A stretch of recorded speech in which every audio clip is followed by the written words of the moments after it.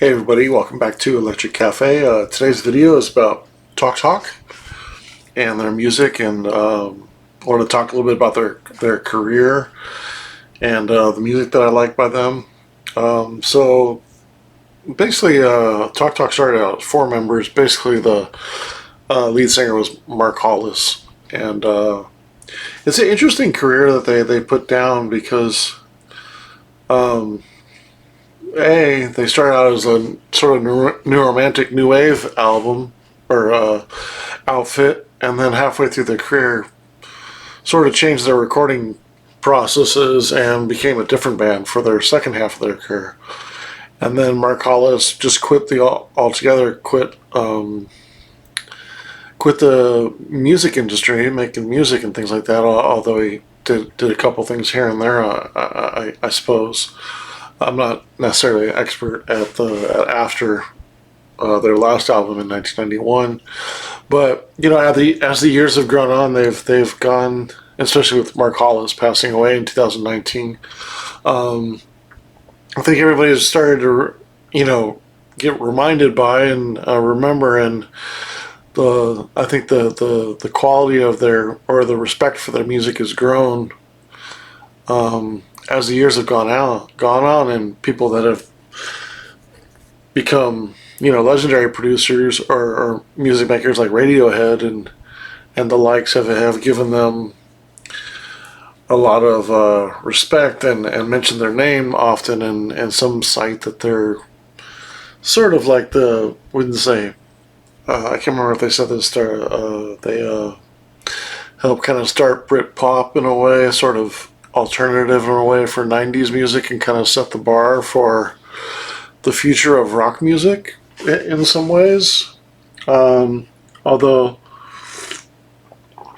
maybe I think it's more geared towards, when I think about all the instruments they used when they changed the recording processes and the way they recorded, and the way it was more organic and maybe experimental and more focused on sounds and the sounds kind of creating their own songs.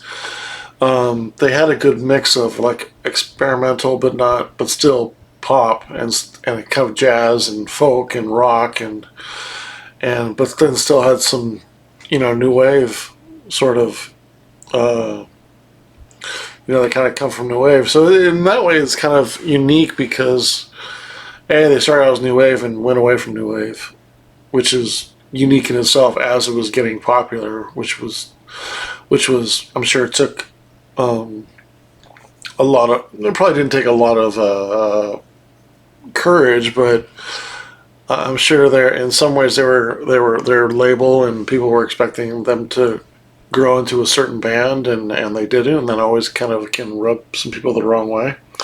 I think as over time it kind of actually, they're maybe better in their second half as they were with new wave, and I think they've gotten more respect for being for their second half of their career than their first career, even though the first career had bigger hits per se, but not necessarily as critically acclaimed as their second half, or so yeah, for one, them changing their style, changing their recording techniques, and then them just stop making music altogether is really interesting.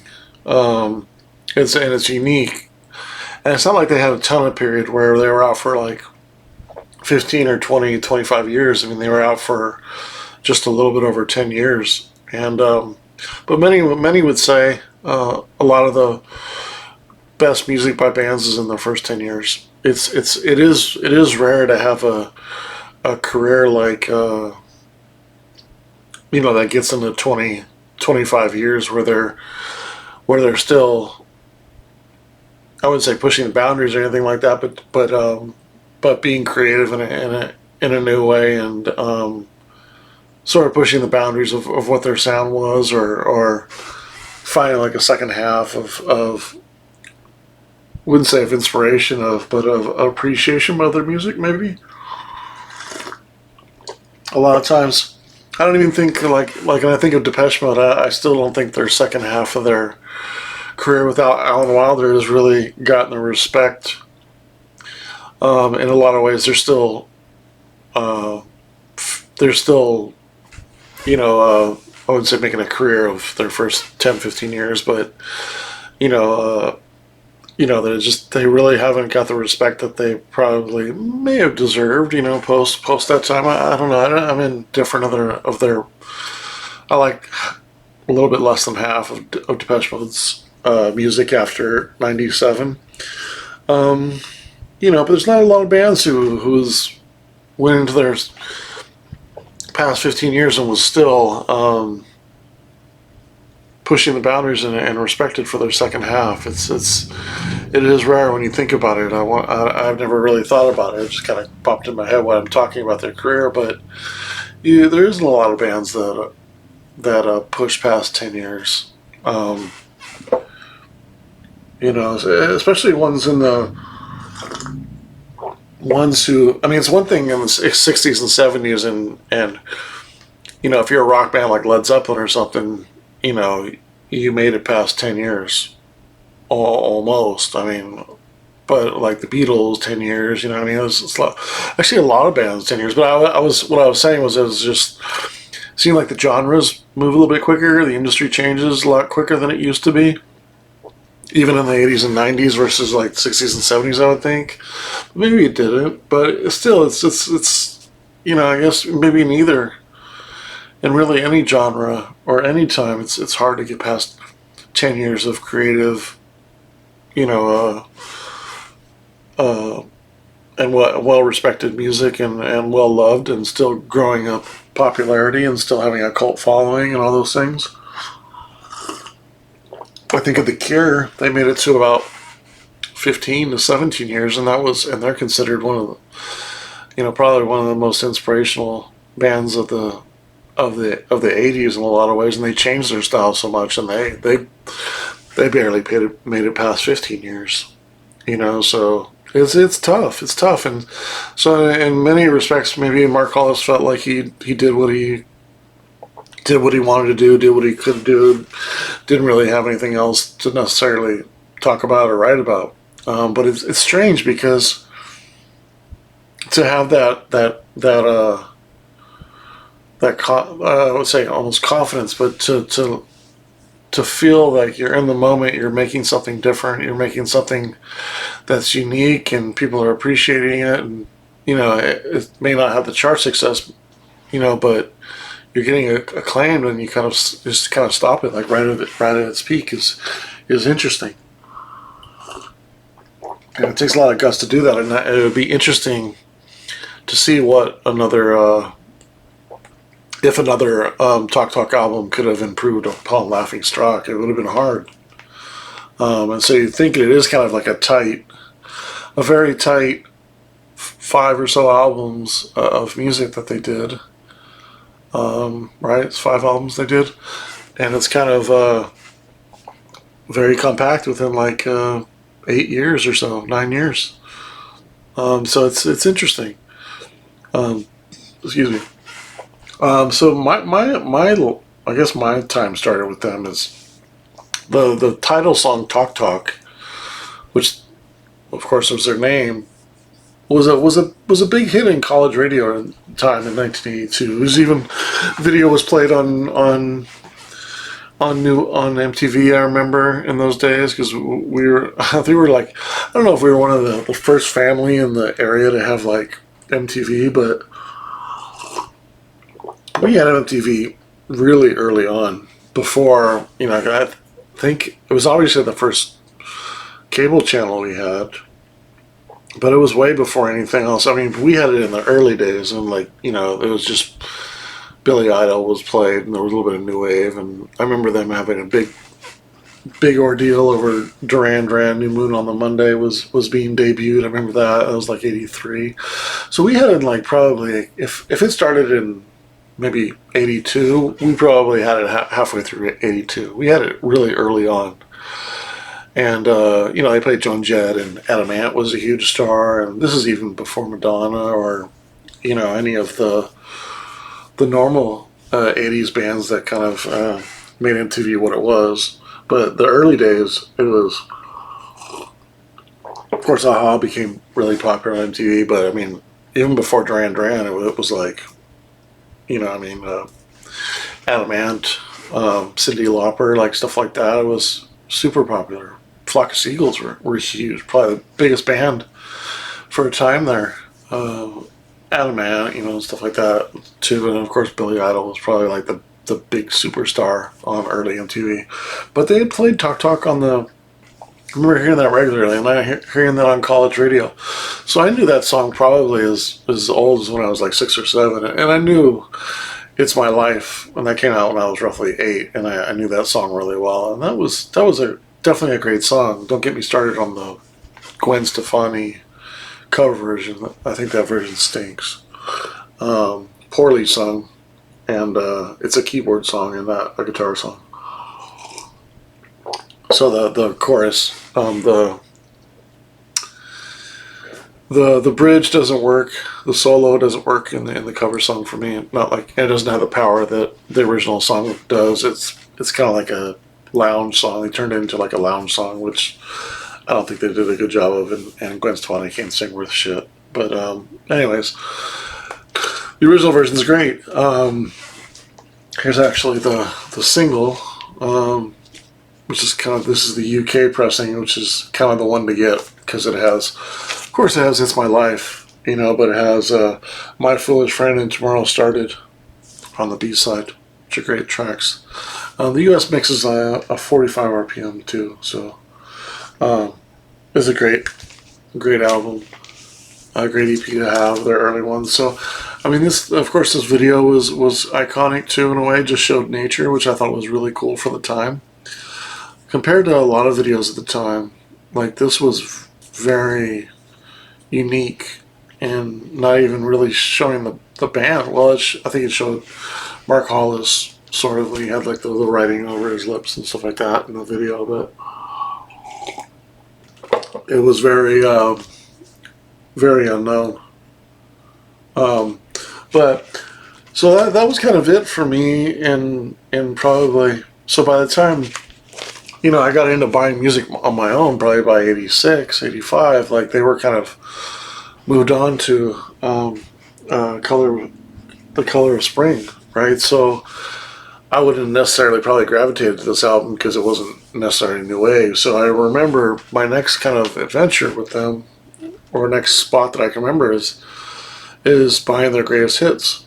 I got this probably when it came out in 1990, and that's what I would do when I was in my teenage years and before, was if I wasn't sure if I would like a band, I would try to buy their greatest hits. Like I remember buying Vital Idol by Billy Idol because I wasn't sure I would like too many more.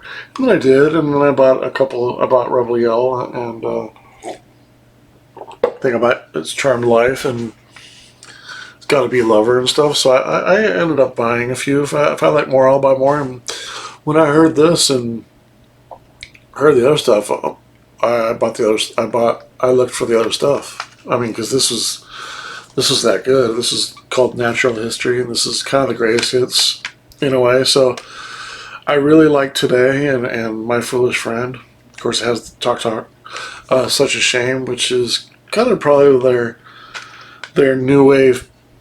Probably many people think their new wave pinnacle. Probably their most beloved song. That isn't necessarily "It's My Life" that's popular. But "Dum Dum Girl" is a strong song, even though it's a weird title. But then it kind of, after "It's My Life," it kind of the next 3, 4, 5, 6, 7, 8 songs. I mean 7 with a remix, or 6 songs and then a live version was all their second half of their material, their last 3 albums. So of course they had, I don't necessarily have their first 2 albums. Party's Over and It's My Life, those 2 right there. The Party's Over came out in 82, and It's My Life came out in 84. And I don't have those albums, because I ended up buying, these. Natural Order also.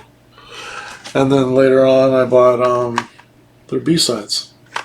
So when I had all these three, I figured I had the best of the first two albums on these for sure, because Natural Order has Renee, I have Dum Dum Girl, I have Today, My Foolish Friend, Such a Shame, It's My Life, Talk Talk. And then some of the good B-sides like Mirror Man, and some unreleased stuff too. John Cope is a really good song, for what is worth it, or for what it's worth. Um, the piano version of "Call It a Night Sky" is really nice. That was a B side to "My Foolish Friend."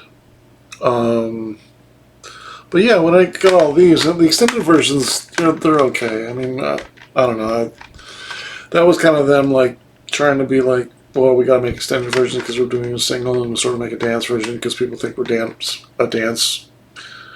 They weren't all that successful. Not the best remixers.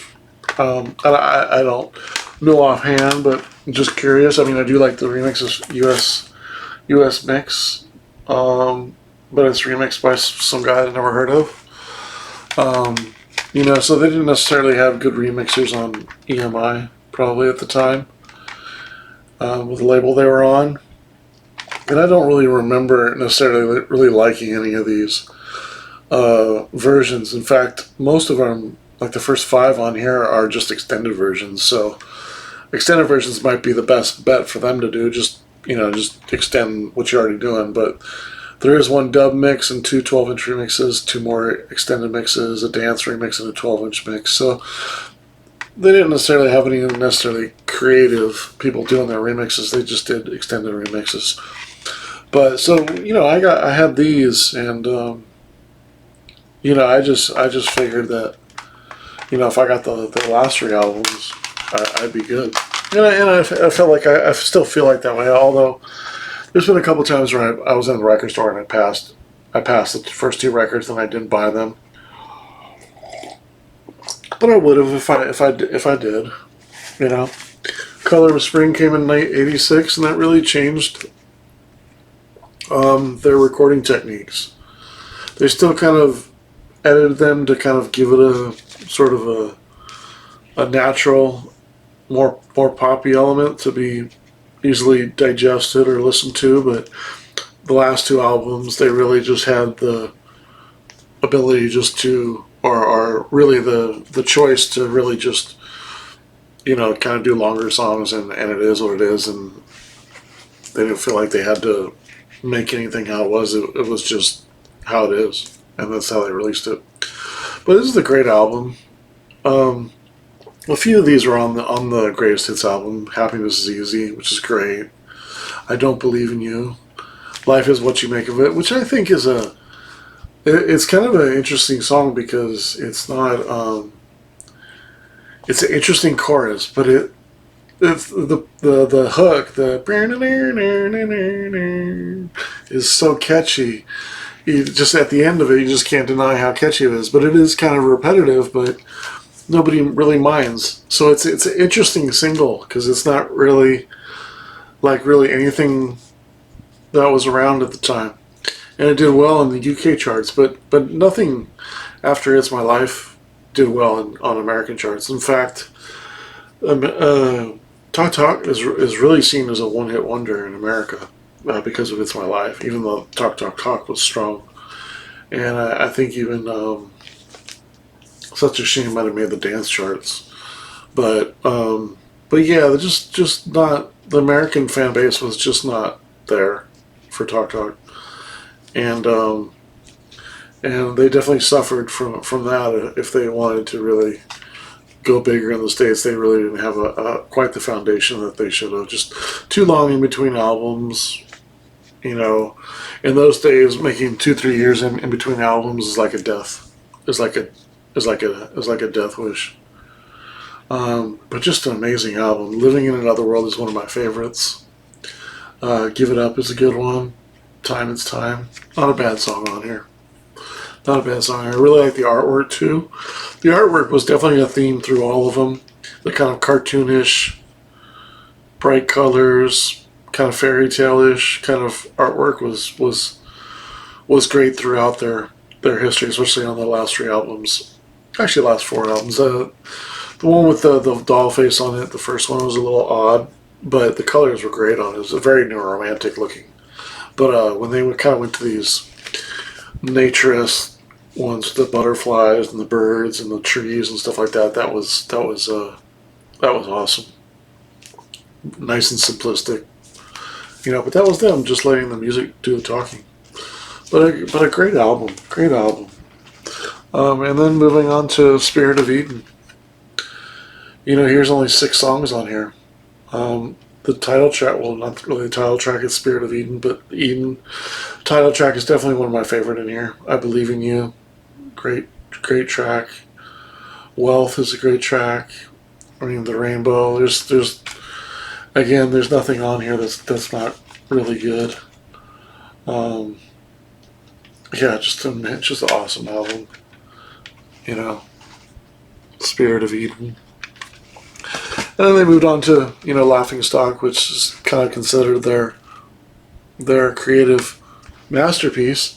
And again, that's what's strange about them stopping after this album. Even though it was getting a lot of acclaim and not necessarily selling that well, this looks like a jazz album. And what jazz fan or folk fan or alt rock fan is going to pick up a Talk Talk album if they don't know in those days? But word has gotten around in the last 30 years that this is a fantastic album. I think even Rolling Stone has it as top 500 now. Like many people highly regard this album as sort of a creative driver of I wouldn't say even of alternative music, but sort of the explore sound kind of recordings. You know what I mean? Like Radiohead would do, or Pink Floyd, or things like that. That's kind of what this is on the rock folk kind of pop sort of genre, if there was. But it's just so hard to pin them down on any kind of like one genre. But just an amazing album. Like New Grass is probably my top 5 favorite by Talk Talk. After the Flood's great. Mirror Man, Ascension Day, Taphead. Just an amazing album. Amazing album. And that's what's kind of so sad about the end of their career and Mark Hall's passing is it's just, like you only have 3 albums. You have 5 albums. You count the earlier stuff. 3 really great albums, and It's My Life is probably the better one of the other 2. Thanks to like Renee and if you guys ever get a chance, check out this track called "Crying in the Rain" by Mark Hollis. That's a really good track. The one with Caroline is really good from It's My Life. There's good songs on the early ones, no doubt, and especially like Mirror Man and Candy, which were B-sides. Those kind of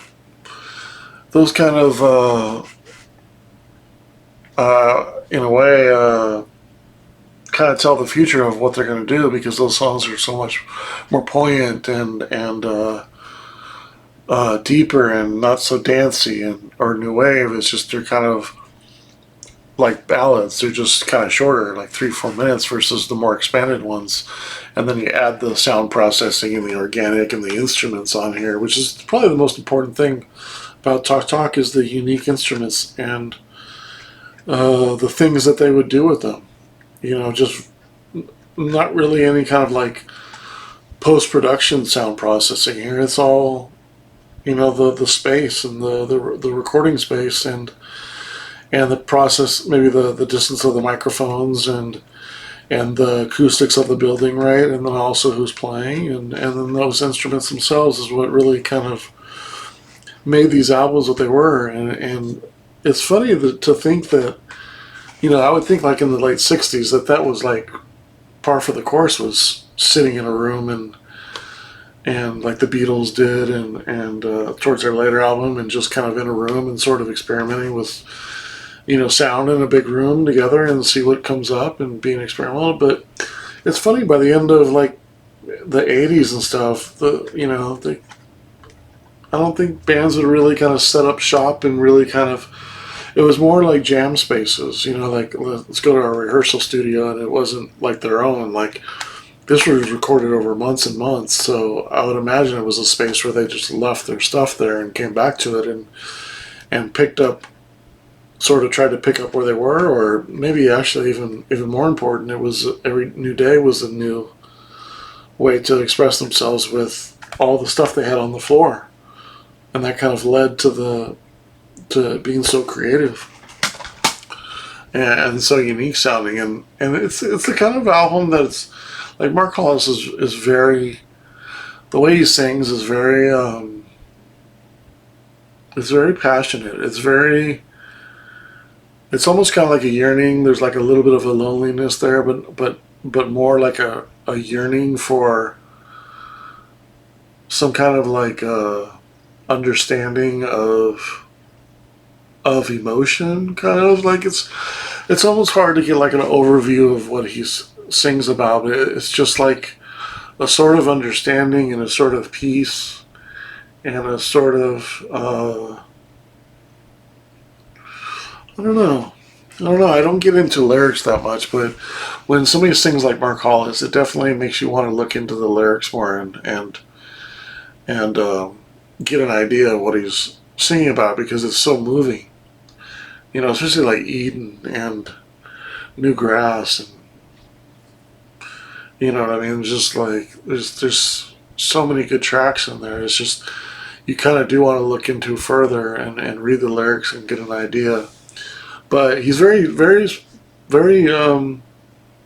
He isn't gonna talk a lot of words unless he has to. Like there's 8-9 minute songs with maybe a paragraph's worth of song of lyrics, and sometimes less. So he was not one to just talk for talking. If that's a talk. He actually did the opposite. But yeah, just a fantastic artist, just a fantastic legacy that he left, and I mean, his. It's great because his legacy is just growing and growing and growing, and it's just kind of, wouldn't say it's sad, but it's. I find it a little bit sad, but also a little bit like that's the way it should have been. For somebody like this to get respected, it took decades for the industry to realize, and for fans for the most part to really appreciate them. I mean, I had Laughingstock when it came out, and I didn't necessarily understand it all that well. It's grown on me in a lot of ways over the years. And I like things like ambient folk. Like it's like I like organic music like that, and in-depth music, and music that doesn't move so much and has a lot of tones and resonance and creative instruments and interesting sound recording and processes and creative ways to make music from different instruments stuff. I like all that stuff. And but still, I didn't understand it fully when I was listening to it in 1991. And I can tell that because when I listen to this album, They're the Greatest Hits, I really liked Happiness is Easy and I Believe in You and Desire, but I really liked Tomorrow Started and Living in Another World. Like those are a little bit more poppy. I do have the DVD for Live in Montreal, 1986. I have that on DVD. That's a special concert of that period, with a lot of great songs on it, a lot of great crowd participation in that. If you ever seen it, I can't recommend that video enough. If you haven't seen it, is check out Talk Talk live in Montreal, 1986. That's a really good concert. I think it's a jazz festival. But really good set list and strong performances, and just kind of sees them kind of getting away from what they were sort of known for, and that was right at the beginning of Color of Spring. So they just debuted, Life Is What You Make of It on there, and Living in Another World and stuff like that, and yeah, so it's a great DVD, but just a interesting band, and in a few ways, but Mark Hall is just an amazing artist, just amazing singer, amazing composer,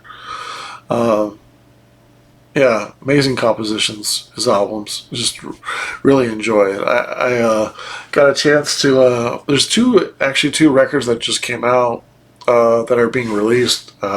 Just coincidentally, since I reviewed them online on Juno's website. There's a new demos. It has it's an LP of about 9 tracks, demo versions of their songs, and then also the other one's something Moon and Melodies or something like that. No, I'm thinking that because I heard the Cocteau Twins album today, but something. Anyways, there's another one out, and it's got a lot of sort of the B-sides, kind of. It has like 3 songs from here. It has like 2 or 3 songs from the 2001 Missing Places, or Missing Pieces or Missing Places compilation. So it has for like John Cope on here. It has the demo version of Eden. It has the demo version of Candy and the demo version of Mirror Man. And I think the demo version of Renee as well. But it has this track called 509 that's really good on there, and I really like Crying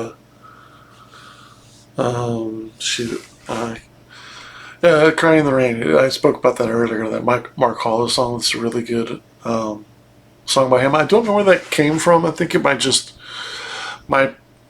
somewhere I heard that it was a 1979 sort of him just singing a ballad, and it's called Crying in the Rain. And I looked it up, and I couldn't really. I did see a little bit of blurb of that, but then I did see that it was by Mark Hollis like later on. So I'm not sure when that came. I wasn't even sure if it was the Everly Brothers cover song for a second, but I don't think it is. In fact, I'm pretty sure it isn't. But it's a really good song. But yeah, that's my history with Talk Talk and Mark Hollis, and I'm curious, what's your favorite album by Talk Talk, and what's your top 5 songs by Talk Talk? For me, I have to say my favorite album is probably, this is so tough, between all 3 of the albums. Oh man, it's tough. I'm gonna go with Color of Spring. As far as my top 5 favorite songs, Such a Shame, Tomorrow Started, Living in Another World, Eden, and Newgrass. Yeah, that's my top 5 songs for Talk Talk. So I'm curious what your top 5 are and your favorite album by them. Alright, thanks so much for watching this video on Talk Talk. Alright, take care.